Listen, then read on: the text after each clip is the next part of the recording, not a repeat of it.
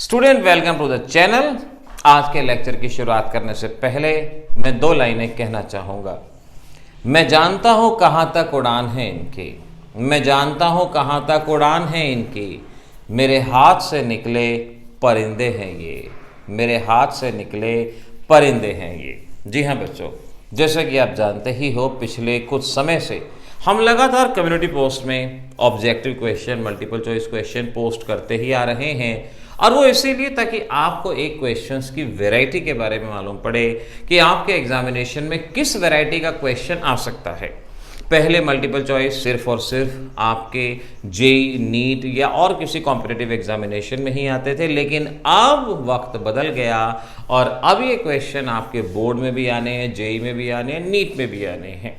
और एग्जामिनर हमेशा वैरायटी ढूंढते हैं, नए नए क्वेश्चन ढूंढते हैं। अब वो समय नहीं रहा कि भाई प्रीवियस क्वेश्चन कर लो वही क्वेश्चन आ जाएगा, नहीं, वैरायटी आती है, बदलते हैं, नए नए ऑथर आते हैं, नए एंगल से टॉपिक को देखते हैं और उसे नई तरह से लिखते हैं। तो आज मैं आपको यहाँ पर ऐसे ही कुछ क्वेश्चन सॉल्व करवा रहा हूँ और हमारे इन इम्पॉर्टेंट एमसीक्यू सीरीज को आपको पूरी तरह से फॉलो करना है। इनकी प्लेलिस्ट बना दी जाएगी और जब भी समय मिलता है इन इम्पॉर्टेंट मल्टीपल चॉइस को आप ज़रूर और ज़रूर रिवाइज करें। इनको सॉल्व कैसे करना है, क्या आपकी सोच होनी चाहिए, इस बारे में आपको वर्क करना है। बहुत बार काफ़ी स्टूडेंट इस वजह से परेशान रहते हैं कि जी मल्टीपल चॉइस सॉल्व करें तो कैसे करें। मैं बताता हूं कैसे करें, समझिएगा। सबसे पहला क्वेश्चन आपके सामने है, IUPAC name of aspirin is. Aspirin जैसा कि आप जानते हो मेडिसिन है और उसके आईयूपीएसी नेम के बारे में पूछा गया। मैं आपको याद दिला दूं, ये है एस्पिरिन का स्ट्रक्चर। यहाँ कार्बोक्सिलिक एसिड ग्रुप है, यहाँ इस तरह से ये ग्रुपिंग मौजूद होती है। ये है आपका एस्पिरिन। अब एस्पिरिन के बारे में जो क्वेश्चन आता है ना, तो इसके कॉमन नेम, आईयूपीएसी नेम और कमर्शियल नेम, यहाँ पर स्टूडेंट परेशान होता है, उलझता है। ये आपको याद रखना होगा। एसिटाइल सैलिसिलिक एसिड ये इसका कॉमन नेम होता है, कॉमन नेम। एस्पिरिन इसका कमर्शियल नेम है, एसिटाइल सैलिसिलिक एसिड इसका एक कॉमन नेम होता है और आईयूपीएसी नेम है 2-एसिटॉक्सी बेंजोइक एसिड। हमारा ये जो ग्रुप गिवन है, हमारा ये जो ग्रुप गिवन है ये है एसिटाइल, एसिटाइल के साथ ऑक्सीजन, तो ये बना एसिटॉक्सी। और एसिटॉक्सी सेकंड पोजीशन पे है। जानते हैं ना कि नंबरिंग फंक्शनल ग्रुप से की जाती है, तो ये हो गया 2-एसिटॉक्सी बेंजोइक एसिड। ये इस तरह से इसका आईयूपीएसी नेम यहाँ पर कहलाया जाएगा। तो एस्पिरिन के बारे में अगर कोई क्वेश्चन आते हैं वो इस तरह से, ऐसे ही मैं यहाँ पर बता दूं, एस्पिरिन एक पेन किलर के तौर पे, एनाल्जेसिक, पेन किलर को एनाल्जेसिक भी कहा जाता है, उस तौर पे इस्तेमाल की जाती है और ये हमारे ब्लड को जमने नहीं देती। तभी कहते हैं कि अगर किसी को हार्ट अटैक आता है तो आप कुछ और ना कर पाओ तो कम से कम एस्पिरिन की 2 टैबलेट दे दो ताकि उसका ब्लड हार्ट में उसके कोएगुलेट ना हो पाए और जब तक मेडिकल एड नहीं आती आप उसकी जान बचा सकें। ये इंफॉर्मेशन चाहिए एस्पिरिन के बारे में। अगर ये इंफॉर्मेशन जान गए तो इस क्वेश्चन के साथ साथ एस्पिरिन का ये पूरा टॉपिक भी सॉल्व हो गया। देखो मैंने अपने पिछले वीडियो में भी कहा था, टेंशन नहीं लेने का मामो, टेंशन नहीं लेने का। जो इंफॉर्मेशन मिलती है उसको याद करने का, उसको समझने का, इन छोटे छोटे क्वेश्चन के जरिए ही आपको टॉपिक के बारे में पूरी इंफॉर्मेशन दी जा रही है, बस आपने उसको याद रखना है। तो ये था हमारा पहला क्वेश्चन। अब देखिए ये है आपका दूसरा क्वेश्चन। आपको एक ईथर दिया गया है और रिएक्शन विद HCl एक्वस। अब जब ये क्वेश्चन आता है ना, तो अलग अलग बुक्स में अगर आप देखोगे ना तो टॉपिक को बड़ा भयानक बना के पेश किया गया है, बहुत बड़ा बना देते हैं, बड़ा भयानक बना देते हैं। आपको इस तरह के क्वेश्चन में जवाब सही ढंग से देना है। मैंने कम्युनिटी पोस्ट में भी, इंस्टाग्राम पे भी अपने इस क्वेश्चन को अपलोड किया था, तो वहाँ पर हमने पाया कि बच्चों की बहुत सारी एरर थे, बहुत सारी मिस्टेक थी। अब ज़रा समझो किन बातों पे ध्यान देना। ईथर की रिएक्शन एसिड के साथ 2 तरह से होती है, एक्वस, नॉन एक्वस। आपने यहाँ पर मेनली इस एक्वस वर्ड पे ध्यान देना है, एक्वस और नॉन एक्वस। और अब मैं जो बात बताने जा रहा हूँ, अगर रिएक्शन नॉन एक्वस में है SN2 मैकेनिज्म फॉलो करती है और हैलोजन लेस स्टेबल कार्बोकैटायन पे जाता है, लेस स्टेबल पे। और अगर रिएक्शन एक्वस मीडियम में है तो ये SN1 मैकेनिज्म फॉलो करती है और हैलोजन मोर स्टेबल कार्बोकैटायन पे जाता है। हैलोजन मोर स्टेबल कार्बोकैटायन पे जहां भी लगता है ना कोई चीज भूल गए, वीडियो पॉज करो, रिवाइंड करो, दोबारा से उस कंसेप्ट को याद करो। तो रिएक्शन क्योंकि एक्वस मीडियम में है तो यहां से हैलोजन मोर स्टेबल कार्बोकैटायन पे जाएगा। अब जरा देखो, ये बनता है आपका अलायल कार्बोकैटायन, अलायल, और इधर बनता है आपका प्रोपायल कार्बोकैटायन। अलायल और प्रोपायल एक्वस मीडियम में रिएक्शन है तो स्टेबल कार्बोकैटायन हमारा अलायल है, यानी हैलोजन अलायल के साथ जाएगा तो एक बनेगा CH2CH CH2Cl और हाइड्रोजन दूसरे के साथ जाएगा और ये बनेगा आपका दूसरा कंपाउंड। इस तरह से यहां पर फॉर्म होगा, यानी आपका ऑप्शन नंबर सेकंड ये करेक्ट होगा। जल्दबाजी में बच्चे, मैक्सिमम बच्चे इसको मार्क करते हैं लेकिन एग्जैक्ट ये रहेगा। अगर ये रिएक्शन एक्वस मेंशन ना होता, HCl लिक्विड होता तो उल्टा हो जाता, वहां पर हैलोजन लेस स्टेबल कार्बोकैटायन के साथ जाता और हाइड्रोजन दूसरे के साथ, तो हमारा ये ऑप्शन करेक्ट होता। तो ईथर में एक छोटा टॉपिक है, ज़्यादा क्वेश्चन नहीं बनते, लेकिन जो भी क्वेश्चन बनता है उस क्वेश्चन को बहुत गौर से सीखना। एक्वस नॉन एक्वस का केस यहाँ पर बनता है, ऑर्गेनिक की और किसी रिएक्शन में, जनरली और किसी रिएक्शन में ऐसा केस नहीं है, बस इसी केस में है। जब एक केस में है तो उसको तो आप अलग से याद रख भी सकते हो, आसानी से वो चीज़ आपको याद हो जाएगी, समझिएगा ना। Again the very important question, phenol on reaction with mixture of HNO2 and HNO3। अब ये क्वेश्चन है नाइट्रेशन ऑफ फिनॉल। पूरे फिनॉल टॉपिक में नाइट्रेशन ही एक ऐसा कॉम्प्लिकेटेड टॉपिक है जहां पे गलती होने की पूरी गुंजाइश है और एग्जामिनर के पास क्वेश्चन पूछने की पूरी आज़ादी है, वो कैसे भी क्वेश्चन वहां पे पूछ सकते हैं। फिनॉल का जब नाइट्रेशन कराते हैं तो वहां पर नाइट्रेशन कई कंडीशन में होता है, कई कंडीशन में। एक फिनॉल लिया और उसके ऊपर कंसंट्रेटेड HNO3, कंसंट्रेटेड H2SO4 की प्रेजेंस में कराया, कंसंट्रेटेड HNO3 कराया, डाइल्यूट HNO3 कराया, HNO2 प्योर कराया, HNO2 इम्प्योर कराया। ये कई तरह से यहाँ पर होता है। फिनॉल का वन शॉट वीडियो चैनल पे अपलोडेड है, आप वहाँ पे जाके फिनॉल्स की रिएक्शन देख सकते हैं। लेकिन मैं इन सभी में से जो इंपॉर्टेंट क्वेश्चन है वो मैंने यहाँ पर दिया है आपको। Phenol on reaction with mixture of HNO2 and HNO3, इसे मिक्सचर ऑफ HNO2 HNO3 ना कह के इम्प्योर HNO2 भी कहा जा सकता था। तो इम्प्योर HNO2 हो और मिक्सचर ऑफ HNO2 HNO3 हो, बात एक ही है। अब देखिए क्या होता है, अगर आपके पास फिनॉल है और आप फिनॉल पे प्योर HNO2 की रिएक्शन करवाते हो, pure nitrous acid, pure nitrous acid, तो रिएक्शन होती है, HOH बाहर जाता है, तो प्योर अगर ये HNO2 होता तो आपका प्रोडक्ट होता पैरानाइट्रोसोफिनॉल, पैरानाइट्रोसोफिनॉल। अब इस बात को याद कर लेना, मैंने कहा ना कि हर क्वेश्चन के साथ साथ उससे रिलेटेड क्वेश्चन भी आपको बता रहा हूं, उसको याद करना। पैरानाइट्रोसोफिनॉल ये हमारा प्रोडक्ट होता अगर ये प्योर HNO2 होता, लेकिन इसमें HNO3 भी है।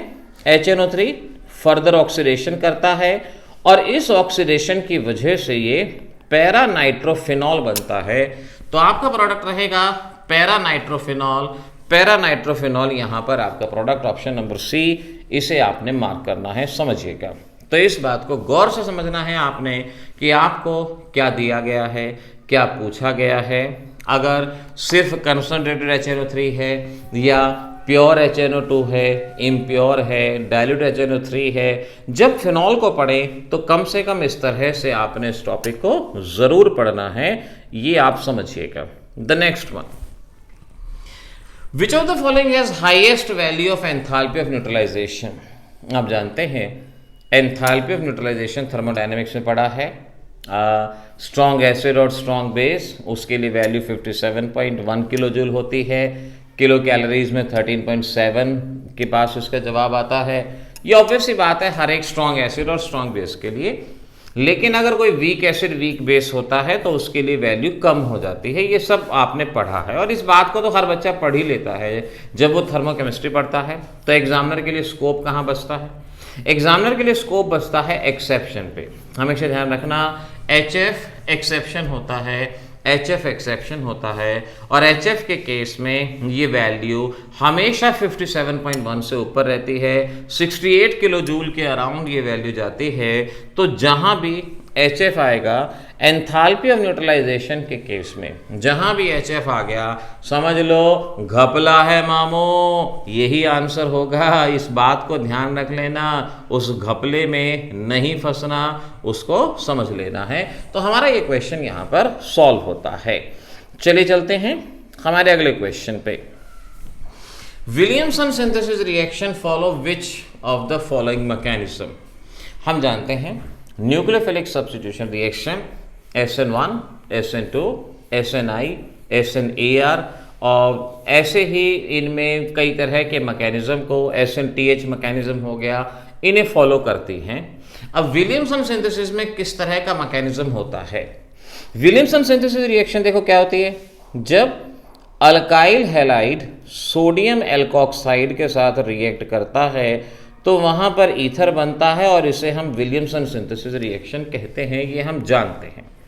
अब इसका मैकेनिज्म देखो क्या होता है कि आपके पास है RONA आयनिक कंपाउंड है, ऑलरेडी ये आयन की फॉर्म में टूटा होता है, ऑलरेडी आयन की फॉर्म में टूटा होता है, ये मैकेनिज्म का स्टेप नहीं है। अब क्या होगा, ये RO नेगेटिव और ये आपका अल्काइल हैलाइड ये इस पे अटैक करेगा, Cl यहां से बाहर जाएगा, कंडीशन आएगी, पुराने बॉन्ड टूटेंगे, नए बॉन्ड बनेंगे और इस तरह से फाइनली ROR और साथ में ये आपके पास लिविंग ग्रुप वहां पे रहेगा। ये रिएक्शन एक स्टेप में होती है और अगर आपने SN1 SN2 पढ़ा है आप समझ सकते हो कि कौन सा मैकेनिज्म हुआ जहां पर एक ही स्टेप में रिएक्शन हो रही है। एरो दो दिखाते हैं लेकिन ये एक ही स्टेप है, ये रियर साइड से अटैक करता है। SN2 मैकेनिज्म इसको कहा जाता है, SN2 मैकेनिज्म। इस बात को ध्यान रखिएगा, जाने वाला ग्रुप जहां से जा रहा है उसके ऑपोजिट ये आ रहा है और अगर ऑपोजिट कोई ग्रुप आता है उसे वॉल्डन इन्वर्जन या इन्वर्जन ऑफ कॉन्फ़िगरेशन के नाम से पहचानते हैं। ये मैकेनिज्म बोर्ड एग्जाम में भी आता है, आपके कॉम्पिटिटिव एग्जाम में भी आता है। तो इस तरह से आप इस मैकेनिज्म को समझते हुए इस टाइप के क्वेश्चन को सॉल्व कर पाएंगे। हो रहे ना सॉल्व? होंगे सॉल्व। मैंने कहा ना जितने भी इंपॉर्टेंट एमसीक्यूज है जब तक आपके एग्जाम आएंगे, नीट का पेपर आएगा तब तक तो पता नहीं कितने तैयार हो जाएंगे। एक कंटेंट पूरा तैयार हो रहा है ताकि आप फटाफट उसको रिवाइज कर सकें और जल्दी से उस बारे में आप समझ सकें ना। अब हमारा ये क्वेश्चन आया, देख लो, which of the following ether cannot be prepared by Williamson synthesis? Williamson synthesis से आप इनमें से कौन सा ईथर नहीं बना सकते, ये आपसे पूछा गया। विलियमसन सिंथेसिस अभी बताया था मैंने कि एक होता है अल्काइल हैलाइड और एक होता है सोडियम एल्कोक्साइड, जिनके बीच में रिएक्शन होती है, ये आप जानते हैं। अब विलियमसन सिंथेसिस के बारे में याद रखना कि आपका अल्काइल हैलाइड टर्शरी नहीं होना चाहिए, विनाइल नहीं होना चाहिए और अराइल नहीं होना चाहिए, अराइल नहीं होना चाहिए। टर्शरी हैलाइड नहीं होना चाहिए, विनाइल नहीं होना चाहिए, अराइल नहीं होना चाहिए।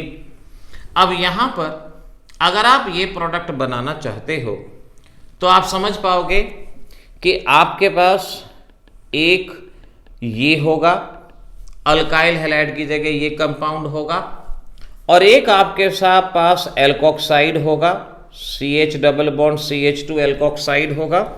एक मिनट ज़रा मैं इनको यहाँ से ये रिमूव करूँ, ये मैं इसको थोड़ा सा और बेटर वे में यहाँ लिख देता हूँ। ये हमारे पास NaO CH double bond CH2 ये होंगे।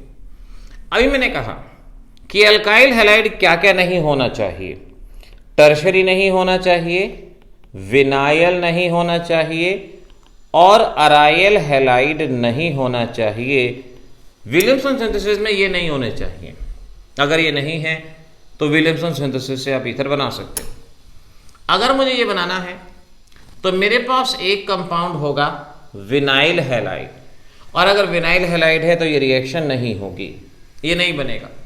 यहां देखो C6H5, अगर आपको ये ईथर बनाना है तो C6H5 का मतलब तो ये हुआ, और दूसरा कंपाउंड ये होगा, दूसरा कंपाउंड ये होगा। इस तरह से NaCl बाहर निकालोगे।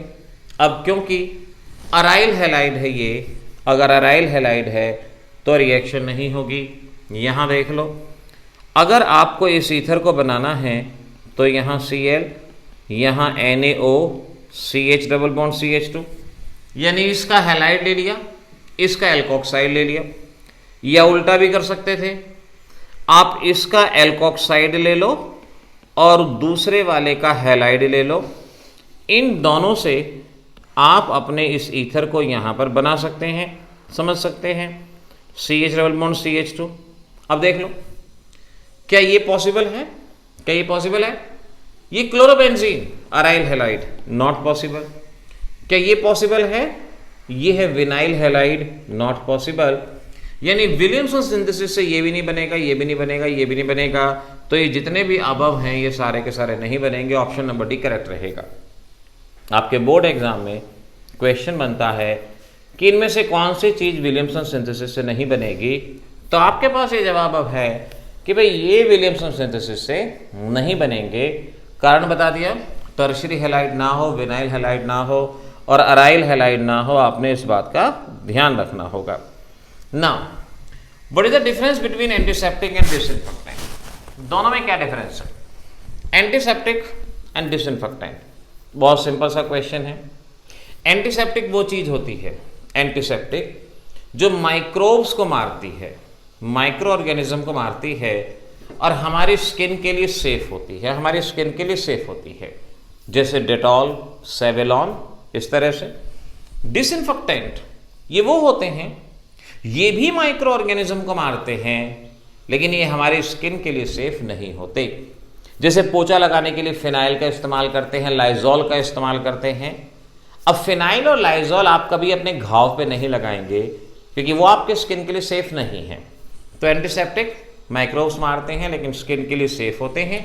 डिसइंफेक्टेंट भी माइक्रोब्स को मारते हैं लेकिन स्किन के लिए सेफ नहीं होते।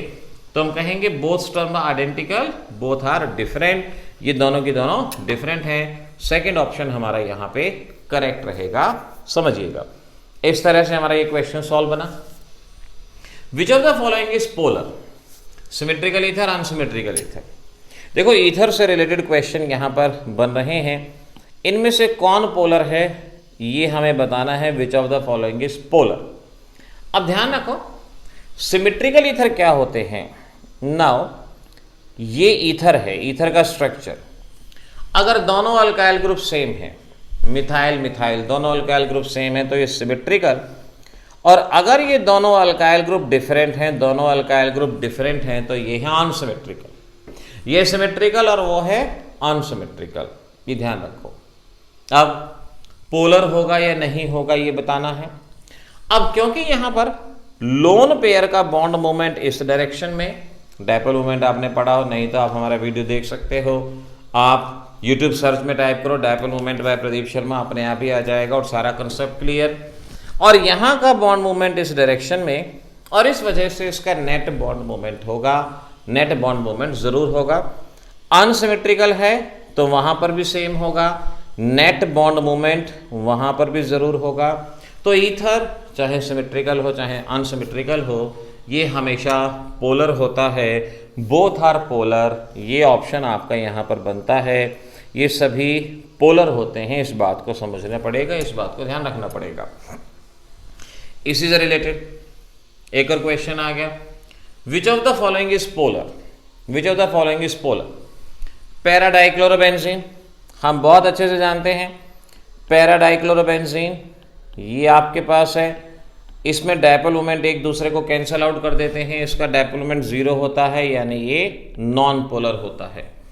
पैराजाइलिन, पैराज़ाइलिन आप जानते हैं ये है, यहाँ पर भी डायपोल मोमेंट कैंसल आउट करता है और ओवरऑल डायपोल मोमेंट 0 होता है। पैराडाइमेथॉक्सी ये आ गया ईथर, और ईथर में तो मैंने अभी आपको बताया कैसा भी ईथर हो उस ईथर के केस में उसका डायपोल मोमेंट बनता ही बनता है। ये इरेगुलर ज्योमेट्री होती है, इस वजह से इसका डायपोल मोमेंट बनता ही बनता है और ये होता है पोलर। Option number C. तभी पिछला क्वेश्चन हमने लिया जिसमें मैंने आपको साफ तौर पे बताया कैसा भी ईथर हो पोलर होगा ही होगा। तो ईथर का ये क्वेश्चन बनता है कि पोलर है नहीं है, ये आपको वहां बहुत ध्यान से बताना होता है। अब वो हो जाएगा, कर लेंगे। विच of the following is amyl alcohol? Amyl alcohol, common name amyl, ध्यान रखिएगा 5 मेंबर का एल्कोहल अमाइल एल्कोहल, 5 कार्बन का, इसमें है 3, इसमें है 1 2 3 4 5 कार्बन, ये हो गया। साइक्लोहेक्सेनॉल में 6 कार्बन होते हैं, यहाँ भी 6 कार्बन, तो 5 कार्बन का यही है amyl alcohol. Secondary amyl alcohol, neo amyl alcohol, tertiary amyl alcohol, हर एक में कार्बन का नंबर 5 ही रहेगा, इस बात को ध्यान रखना होगा आपको ना। आज का लास्ट क्वेश्चन, ये भी कम्युनिटी पोस्ट में आपसे पूछा गया था और जवाब बहुत सारे गलत आए थे। What is the position of lanthanide in periodic table? देखो पीरियोडिक टेबल में जहां तक पोजीशन की बात है, एक क्वेश्चन मैंने पिछले दिनों में हाइड्रोजन का करवाया था कि हाइड्रोजन की कोई फिक्स पोजीशन नहीं होती, उसे रोग एलिमेंट कहते हैं, उसे पीरियोडिक एलिमेंट टेबल से बाहर रखते हैं। अब जब स्टूडेंट पीरियोडिक टेबल की इमेज देखता है ना, तो उसे दिखता है कि लैंथेनाइड और एक्टेनाइड भी तो पीरियोडिक टेबल के बाहर हैं। अब ऑब्वियस सी बात है, आप कहीं भी पीरियोडिक टेबल देख लो, आपको हमेशा यही दिखाई पड़ता है कि लैंथेनाइड एक्टेनाइड पीरियोडिक टेबल के बाहर दिखाई पड़ते हैं। तो दिमाग में यही पोजीशन आती है कि भाई इसकी तो इंडिपेंडेंट पोजीशन होगी। अब ध्यान रखना, जितने भी एफ ब्लॉक के एलिमेंट हैं, सभी ग्रुप नंबर 3 से बिलोंग करते हैं, लैंथेनाइड हो या एक्टेनाइड हो, ग्रुप नंबर 3, यानी ग्रुप नंबर 3 हर एक में आ गया। और जहां तक पीरियड की बात है, लैंथेनाइड पीरियड नंबर 6 और एक्टेनाइड पीरियड नंबर 7, तो हम कहेंगे हमारा ऑप्शन नंबर 2 यहां पे करेक्ट आ जाएगा। ग्रुप नंबर 3 पीरियड नंबर आपका 6, ये आपका जवाब यहां पे रहेगा। तो इस तरह से बच्चों हम कंटेंट क्रिएट करते जा रहे हैं लगातार। ये जो मल्टीपल चॉइस क्वेश्चन तैयार होते जा रहे हैं लगातार, इन सभी क्वेश्चंस को, क्योंकि ये कन्वेंशनल क्वेश्चन से हटके हैं, ये नए एग्जामिनेशन पैटर्न के हिसाब से हैं, इनको ज़रूर अच्छे से करते जाइए, रिवीजन के लिए इस्तेमाल कीजिए, नॉर्मल स्पीड पे, फास्ट स्पीड पे, कैसे भी देखिए, लेकिन अपने एग्जाम के लिए इसको तैयार करना है आपने, इसको समझना है आपने। आज की क्लास में इतना ही, मिलेंगे अगली क्लास में, तब तक के लिए ऑल द बेस्ट।